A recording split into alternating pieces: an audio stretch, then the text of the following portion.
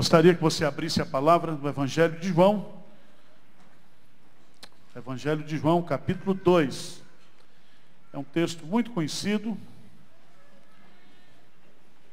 Eu que já estou aqui na igreja há mais de 20 anos, já preguei muito casamento sobre esse texto. Evangelho de João, capítulo 2. Jesus faz milagre na família. E talvez você esteja, como eu, completando esse ano, eu estou completando 30 anos de casados. Com a mesma mulher. E eu acho que não existe, depois da salvação, um maior milagre do que este. Pastor Hernandes, casado com a Antinha também há 30 anos. Milagre de Deus. Milagre. Às vezes a gente faz esses cursos de treinamento de casais, né? E a gente acha que nós somos os responsáveis pela preservação do casamento. Pela preservação da família. E a gente se esquece de que não existe, depois da igreja, ou acima da igreja, algo que é tão atacado pelo maligno do que a família cristã.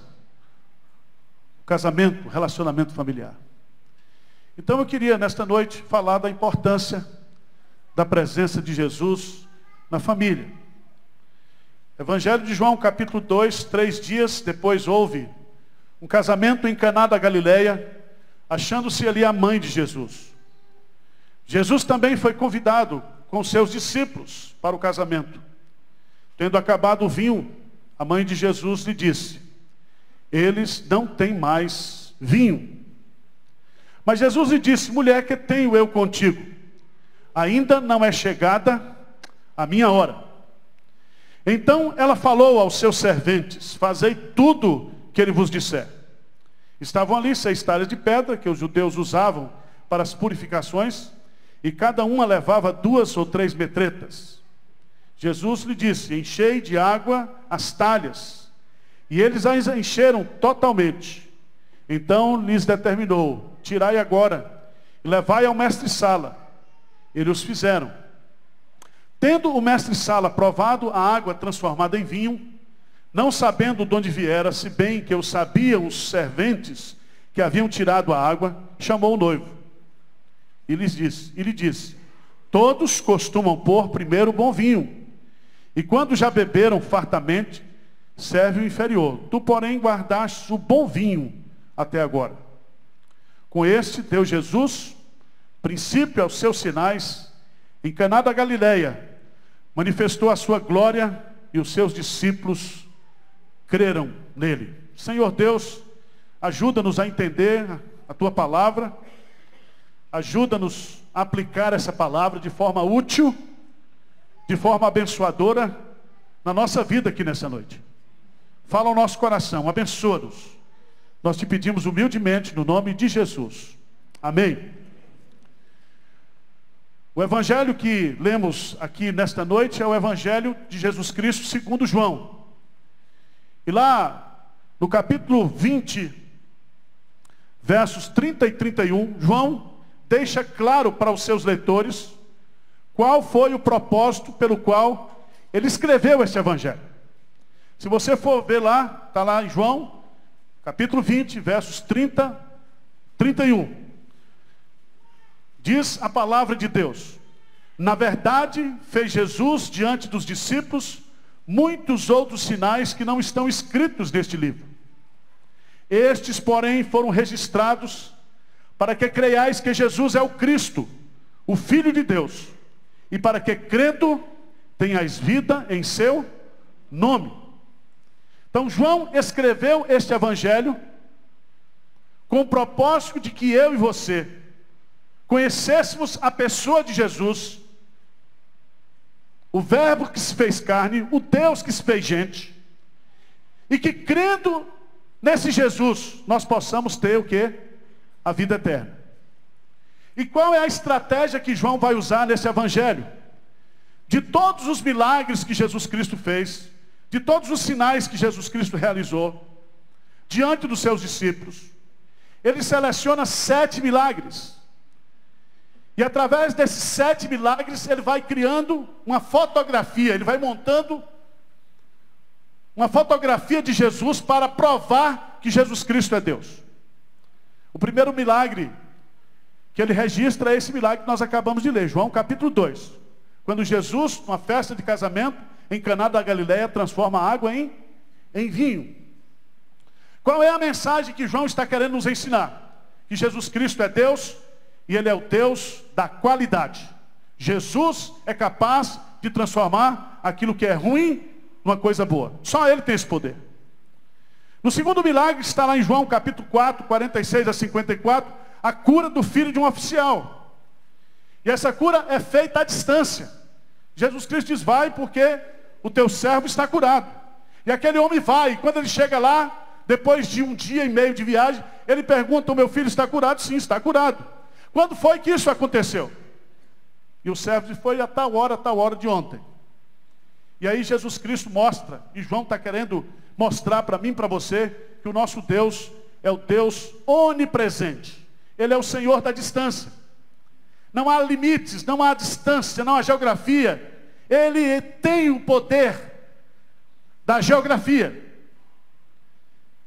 Eu orando aqui, um irmão nosso orando lá na China, nós juntos podemos orar e Deus ao mesmo tempo responder essa oração onde nós estivermos. O nosso Deus é o Deus da distância.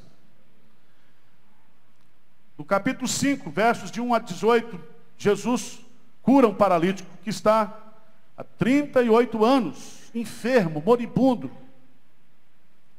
E aqui Jesus Cristo vai nos ensinar algo precioso. É que Deus, Ele é Senhor do tempo. Não importa quanto tempo passará, Ele é o Senhor do tempo. 38 anos de sofrimento na vida daquele homem não impediu que Deus estivesse no controle da sua vida. No momento exato, na hora exata, Deus agiu na vida daquele homem. No capítulo 6, versos de 1 a 15, o quarto milagre registrado por João é a multiplicação de pães e peixes. E aí Jesus vai nos ensinar que também Ele é o Senhor da quantidade. Ele tem o poder de multiplicar aquilo que é pouco em muito. De 5 pães e 2 peixinhos, Ele multiplica isso, alimenta uma multidão de mais de 10 mil pessoas e ainda sobram 12 cestos de pão e peixes para aquela multidão.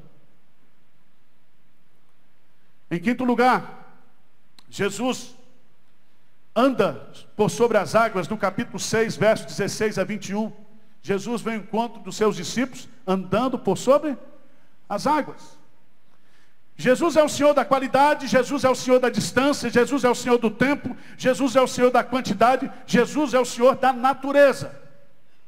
Só Ele pode vencer a lei da gravidade. Ele criou todas as coisas e todas as coisas estão sustentadas pelo poder da sua palavra. Ele é Senhor de todas as coisas. E todas as leis da física, todas as leis da natureza, elas estão debaixo do senhorio de Cristo. Ele é o Deus de todas as coisas. No capítulo 9, versos de 1 a 41, a cura de um cego de nascença. Jesus encontra um cego.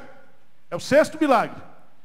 E os discípulos, com aquela teologia espírita, aquela teologia que nós temos hoje, chegam para Jesus e diz: Jesus, quem pecou para que esse nascesse cego? Foi ele ou foram seus pais? Jesus Cristo diz: nem ele pecou, nem seus pais pecaram. Ele nasceu assim para que dele se manifeste o quê? A glória de Deus. Jesus Cristo é o Senhor do sofrimento. Jesus Cristo é o Senhor daqueles que sofrem, daqueles que nascem com dificuldades, daqueles que passam por tremendas dores. Ele é o Senhor. Não há dor que eu e você possa sofrer que o Senhor não sinta. Ele é o Jesus que chora. É o Jesus que se identifica conosco. Ele é o Jesus de toda misericórdia. Ele veste a nossa pele. Ele sente aquilo que você sente. Mas por fim, João encerra registrando o 7º milagre com a ressurreição de Lázaro. para dizer que Jesus Cristo é o Senhor da morte e da vida. E esses 7 milagres registrados por João, que a gente imprime todo ano aqui, 100 mil evangelhos de João para distribuir, e o nosso propósito é que as pessoas leiam e creiam nesse Jesus que está registrado aqui, e crendo em Jesus possam ter o quê? A vida eterna. Mas eu quero me deter nesta noite, nesse milagre, né? Que começa aí no capítulo 2, primeiro milagre. Veja no versículo 12, se você leu comigo, lê de novo agora. Versículo 11 e 12, vamos lá? Com este, deu Jesus princípio aos seus em Caná da Galileia. Manifestou a sua glória e os seus discípulos creram nele. Então João coloca esse como o primeiro sinal realizado por Jesus. Havia, e há até hoje, alguns estudiosos que acham que Jesus Cristo, a semelhança de João Batista, era essênio. E que Jesus Cristo morava isolado do mundo lá nas cavernas de Qumran, no deserto. Que Jesus era um sujeito esquisito. Que Jesus era uma pessoa que não mantinha bons relacionamentos. Mas o primeiro milagre que está aqui presente mostra que Jesus, ele era um homem de festa. Jesus não perdia uma festa. E Jesus também gostava de jantar na casa dos crentes. Então, se você me convidar para jantar, você na sua casa, pagar um jantar para mim, você está me comparando com Jesus Cristo. Todas as festas, o Evangelho de João é o Evangelho das festas. Jesus era festeiro, não de carnaval, mas as festas religiosas, aqueles banquetes, e Jesus então é convidado para esse casamento. E aqui é a primeira lição que nós tiramos aqui para a minha vida e para a sua vida pessoal. É que a presença de Jesus na família, no casamento, requer que ele seja o quê? Convidado. Convidado. A gente sofre quando os filhos casam, porque todo mundo tem aquela listinha lá, né?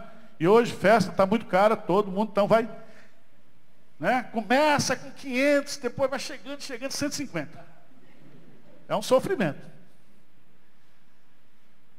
E tem gente que vai ficar zangado porque você não convidou ele para o casamento. E há uma preocupação muito grande, porque você não vai convidar ninguém para o seu casamento, gente que você não gosta, vai? Você é masoquista ou não? Você só vai convidar pessoas chegadas, pessoas que realmente fazem parte do seu círculo íntimo, pessoas que você considera. E é tão interessante aqui nesse texto, que Jesus então é considerado, a família de Jesus, e Nazaré, na geografia, não ficava perto de Caná da Galileia, é bem próximo. Provavelmente Jesus Cristo, junto com José, fez algum serviço de marcenaria lá para essa família, para aquele povo lá de Caná da Galileia. Quando chega o casamento, Jesus é convidado. E eu pergunto para você, você já convidou Jesus para fazer parte da sua casa? Jesus está dentro da sua casa, está dentro do seu relacionamento. Jesus está presente no seu casamento. Jesus está presente dentro da sua família, no seu relacionamento com seus filhos. Jesus Cristo está presente na sua casa. Você já convidou Jesus para fazer parte da história da sua família? E meus amados irmãos, o profeta Ratinho, que está sendo usado por Deus para fazer muitas profecias naquele programa ridículo que ele tem, ele diz: a família brasileira precisa da presença de Deus. A família brasileira está precisando de Jesus dentro de casa. Jesus precisa ser o Senhor do nosso lar, o Senhor da nossa casa, o Senhor da nossa família. Ele tem que entrar, ele tem que fazer parte da nossa história. E é tão bonito o texto. Veja no versículo 2. Versículo 2. Lê comigo aí, o que diz? Jesus também foi convidado com seus discípulos para o quê? Veja que Jesus também, porque outros foram convidados, mas Jesus também foi convidado. E não somente ele, mas os seus discípulos. Os seus discípulos.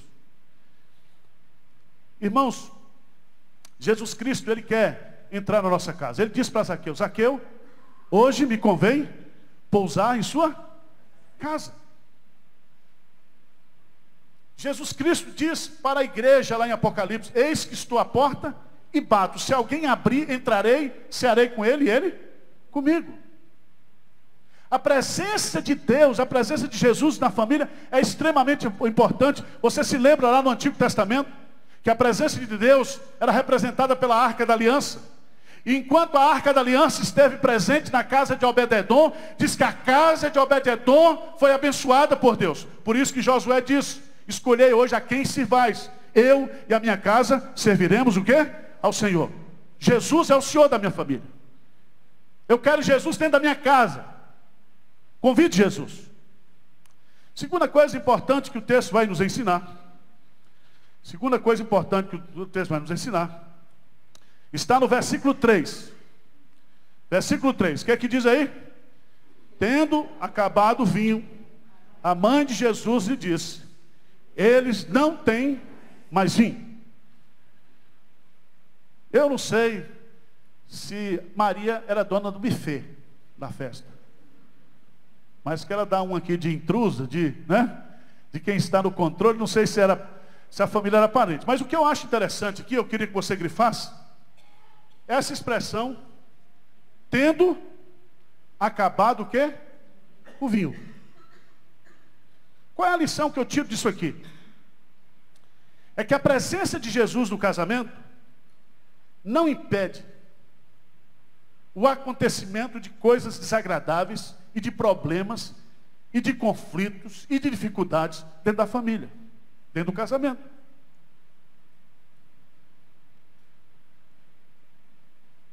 Às vezes eu fico vendo um pessoal falando aí, o casamento blindado. O problema do casamento não é de fora para dentro. O problema do casamento é de dentro para fora. Esqueceram de melhorar aqueles dois que estão lá dentro, aqueles 3, aqueles 4, aqueles 5. Mesmo Jesus estando presente ali, há conflito. E eu fico olhando, irmãos, essas fotos de Facebook, né? Coisa linda, não é isso? Os casais, as fotos. E as fotos parecem que congelam assim um momento de a perfeição de uma família que não tem defeito, tudo bonito, bronzeado. Pastor Jeremias que diz, né? Ele põe logo a foto e diz: é uma beleza a fotografia. Família reunida, todo mundo ali, mas não sabe que o pau canta dentro de casa, que o pau quebra. Que são pessoas defeituosas, pessoas que têm temperamentos, que têm gênios, pessoas que que estão divididas pelo pecado, pessoas que querem que a sua vontade prevaleça sobre a vontade do outro. E aqui eu não estou falando de família de descrentes, não. Estou falando de família de crentes. Jesus presente na família. Jesus convidado para a família. Isso não impede que haja problemas e dificuldades e de lutas. Às vezes na igreja, a gente quer desfilar de família perfeita, de casal perfeito. E a gente precisa tomar cuidado com isso, porque a Bíblia diz: aquele que pensa que está de pé, cuidado para que não caia.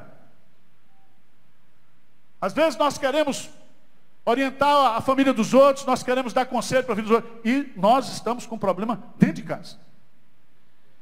E é tão interessante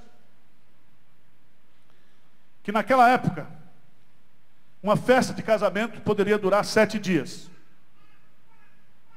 As despesas da festa eram de responsabilidade do noivo, era um noivo, o pai do noivo que pagava. Graças a Deus isso já mudou. Não existe mais esse mandamento bíblico. Agora é o pai da noiva, é a família da noiva. Mas naquela época era assim. Por isso que quando o vinho acaba, eles mandam chamar quem? O noivo. Eu não sei quantos dias essa festa já estava durando, né? Mas o problema que está aqui é um problema seríssimo. O vinho da festa acabou. E o vinho aqui, ele é símbolo da alegria e do prazer. Porque a Bíblia mostra as duas realidades do vinho. Mostra aquilo que o vinho pode trazer de desgraça para a família, mas o vinho também na Bíblia é símbolo de alegria, de bênção. E aqui nesse contexto, o vinho acabou. Sabe o que significa isso? Significa que o seu casamento, a sua família pode estar aguada. Perdeu a alegria, perdeu o buquê, perdeu a cor. E com Dória pintando tudo de cinzento, toma cuidado para não pintar a tua casa de cinzento. E meus amados irmãos, eu queria chamar a sua atenção para isso, porque os noivos, eles poderiam, ou o noivo poderia ter comprado vinho achando que seria suficiente. E aqui eu queria chamar a sua atenção, porque às vezes nós planejamos o casamento, nós levantamos recursos para o casamento, nós temos, parece-me que o controle completo da família, de tudo, como se nada de errado poderia acontecer. Mas acontece.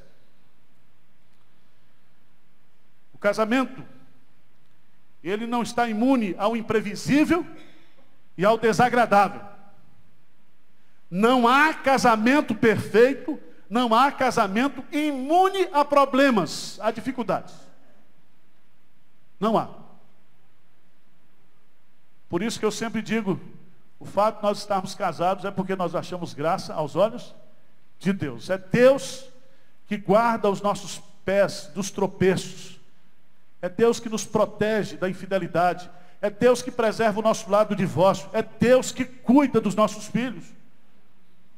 Não existe, meus amados irmãos, por mais crentes que a gente seja, por mais consagrados que a gente educa o filho, ensina o filho, pelo menos teoricamente, porque na vida da gente já há muita incoerência que o filho olha e diz, pai, não está batendo aqui o negócio.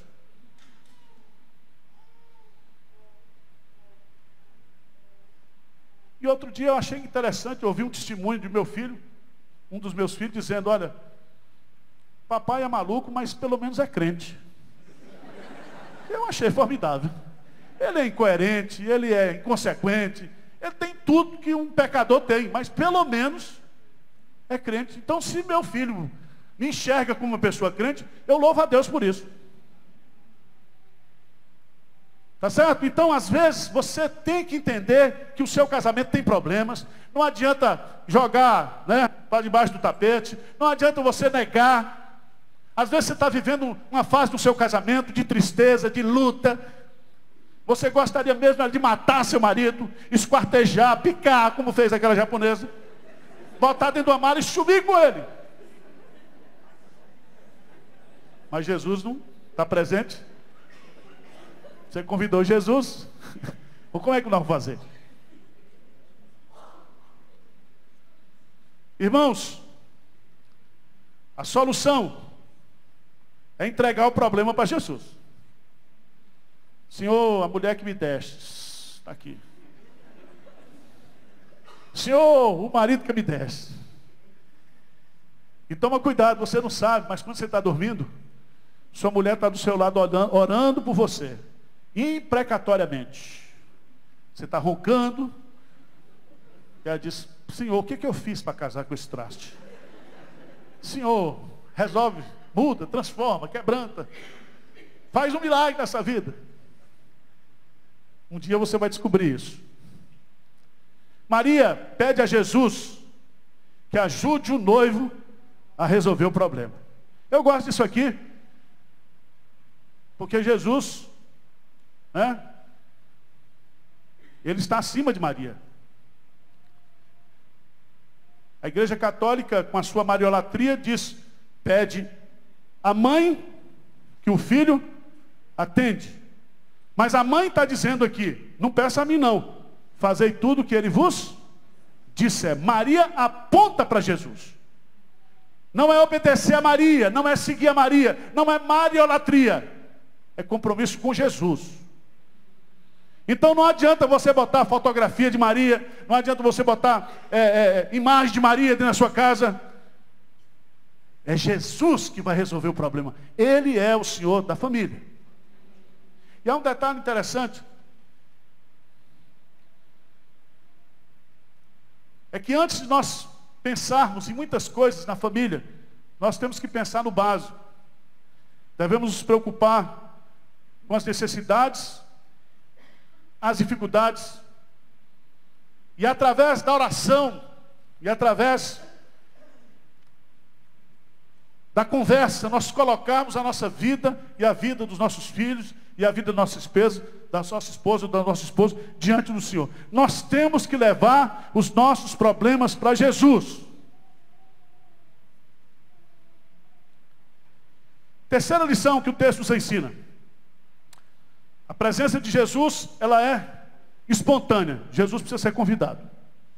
A presença de Jesus não impede que haja crises, que haja problemas dentro da família, dentro do casamento. Terceira lição. A presença de Jesus no casamento, ela é funcional.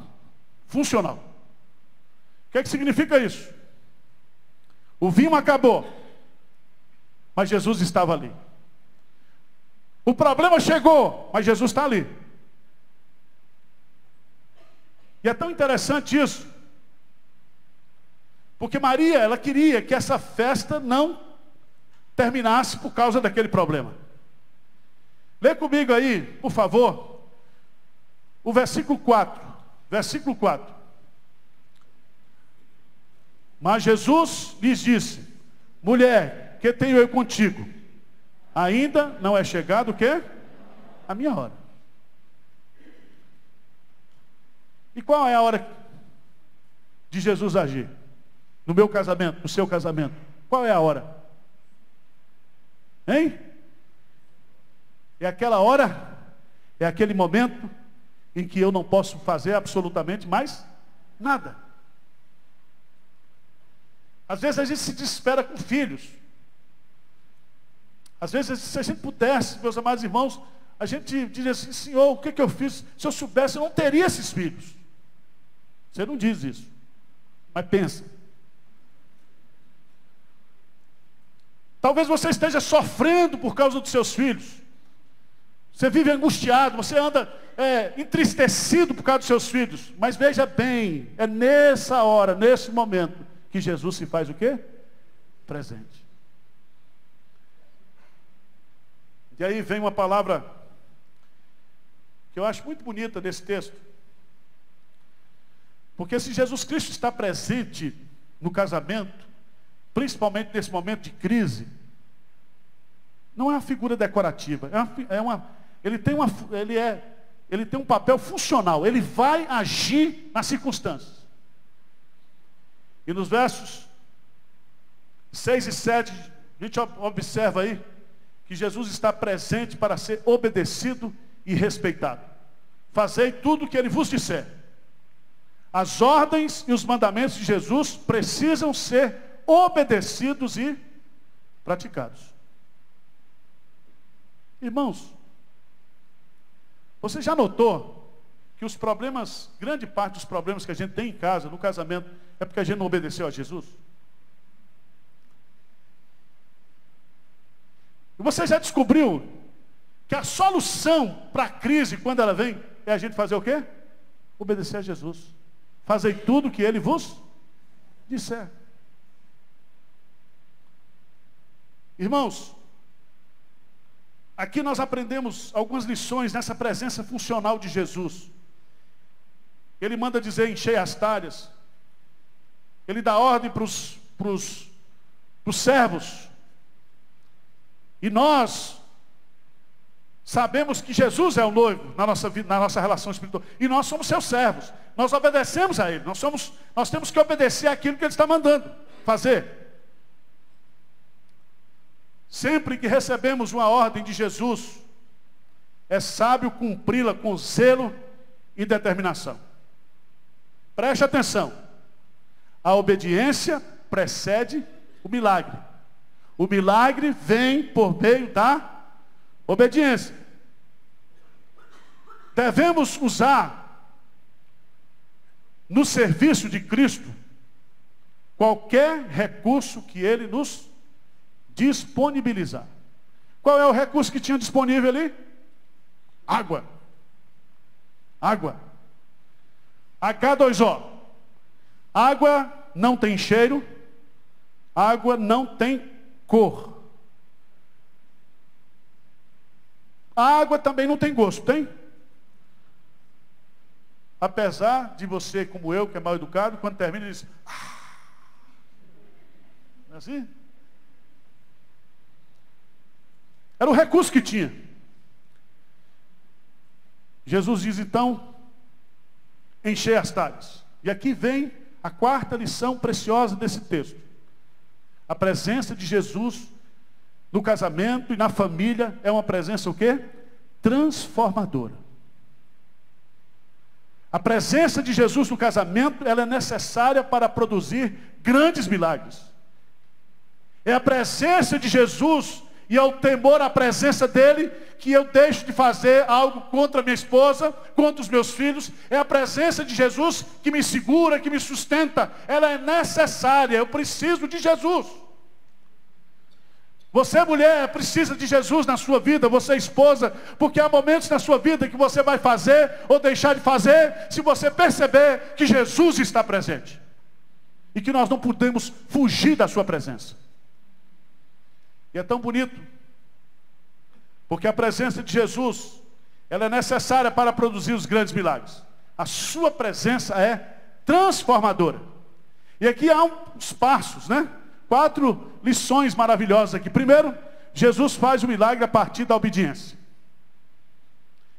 Jesus determinou e eles o fizeram. Encher as talhas, eles encheram. Para que o milagre acontecesse, era necessário que eles o quê? Obedecessem. Quer fazer um milagre no seu casamento? Desliga essa desgraça de WhatsApp. Eu dei o meu WhatsApp para minha mulher. Falei: Tássia, vê aqui. A senha está aí, eu não aguento mais. Porque a gente fica viciado disso, todo mundo manda mensagem, aconselhamento feminino, tudo, diabo a quatro. E se você não tiver cuidado, o WhatsApp pode destruir seu casamento. E há provas, e há dados comprováveis hoje, que o WhatsApp, mal usado, mal utilizado, ele tem sido um instrumento de Satanás dentro da família. Dentro da família. Então toma cuidado.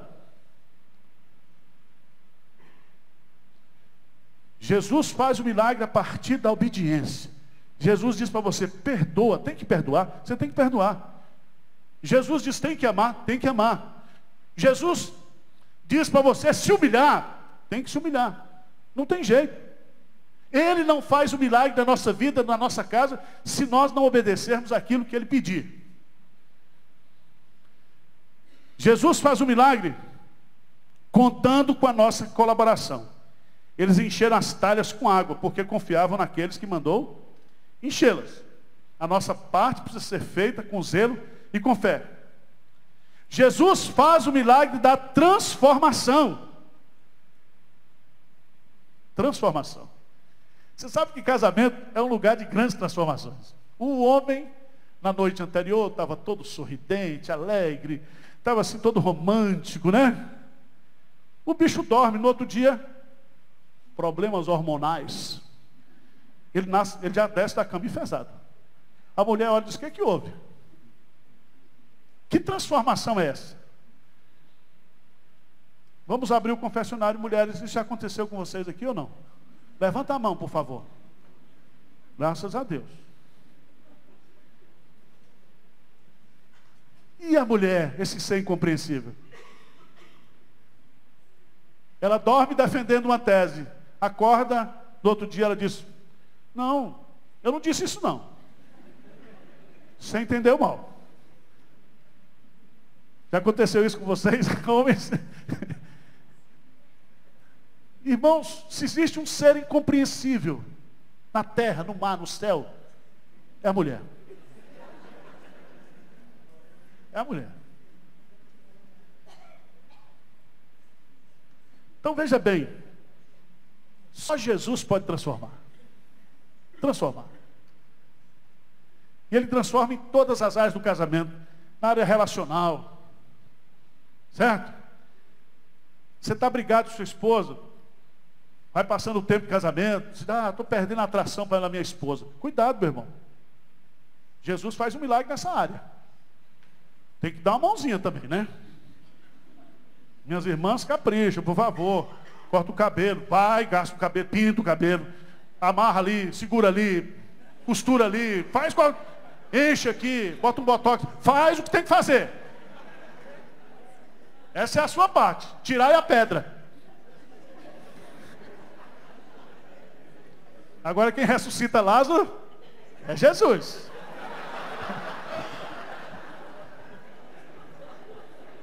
Tá certo? Deus, eu já vi tantos, a gente trabalha com o Ministério de Casais, o sujeito chega lá, já decidido, vou divorciar, estou brigado, não sei o quê. Quando termina o encontro de casais, Jesus faz um milagre, se a gente não segurar, o cara entra no primeiro motel na estrada. Eu falei, meu irmão, pelo amor de Deus, olha o testemunho.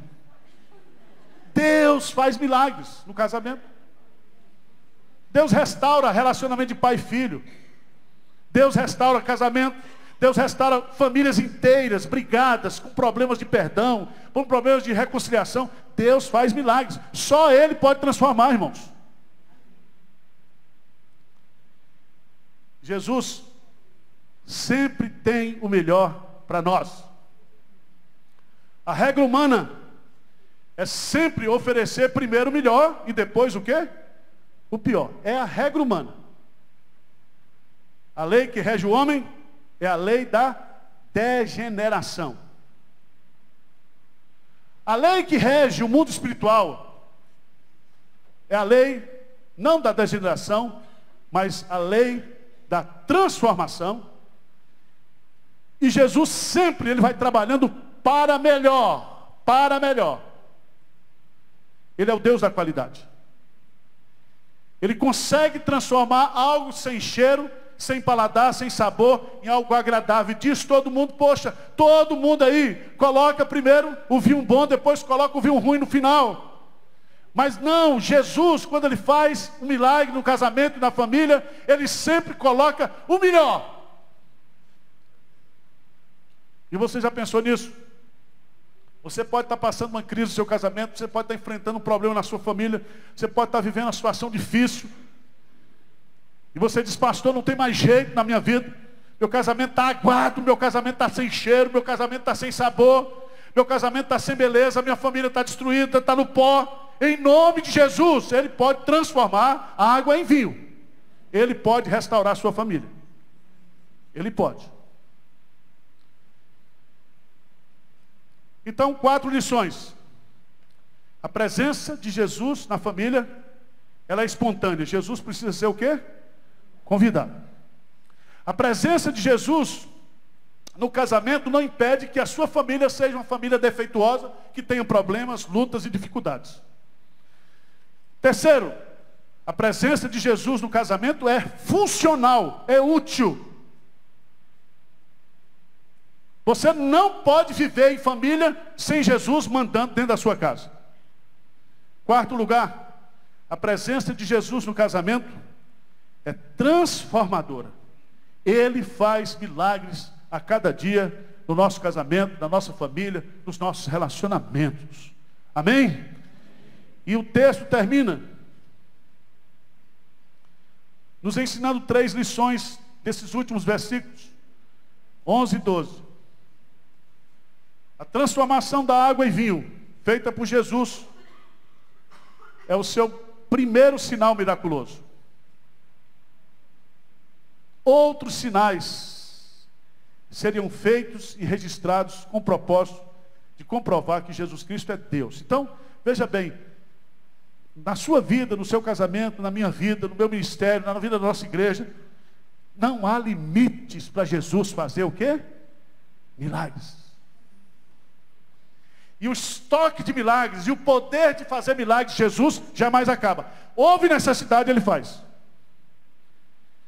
Segunda lição prática. Com esse primeiro sinal, Jesus revela a sua glória. A natureza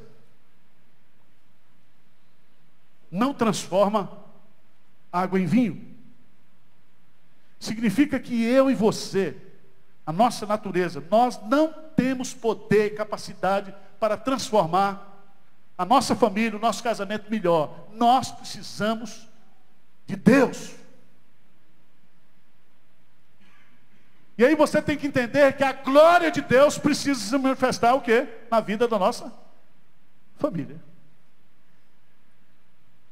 E eu queria pedir para você o seguinte: se você olhar para uma família, olhar para um casal que está recebendo a glória de Deus na sua vida, ou que recebe diariamente os milagres de Jesus, pode ter certeza que essa família está promovendo o quê? A glória de Deus. O Salmo 128, bem-aventurado o homem que teme ao Senhor e anda nos seus, ele comerá, do seu trabalho comerás, não é isso? Do trabalho de suas mãos comerás, feliz serás e tudo girá bem. A sua esposa no interior da sua casa, os seus filhos à roda da sua mesa. Eis como será o quê? Abençoado o homem que teme ao Senhor. Família abençoada promove o quê? A glória de Deus. A glória de Deus. Terceira lição prática. Os discípulos creram em Jesus. E eles, pela fé, perceberam a glória de Jesus por trás do sinal. Aqui vem uma lição que serve para os nossos filhos. Porque eles vão constituir famílias. E os nossos filhos precisam partir para o casamento deles, sabendo que a presença de Jesus é indispensável para a vida familiar. Nós não podemos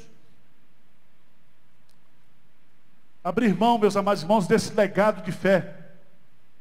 Os filhos creem em Jesus, não na igreja, mas os filhos creem em Jesus o quê? Dentro de casa.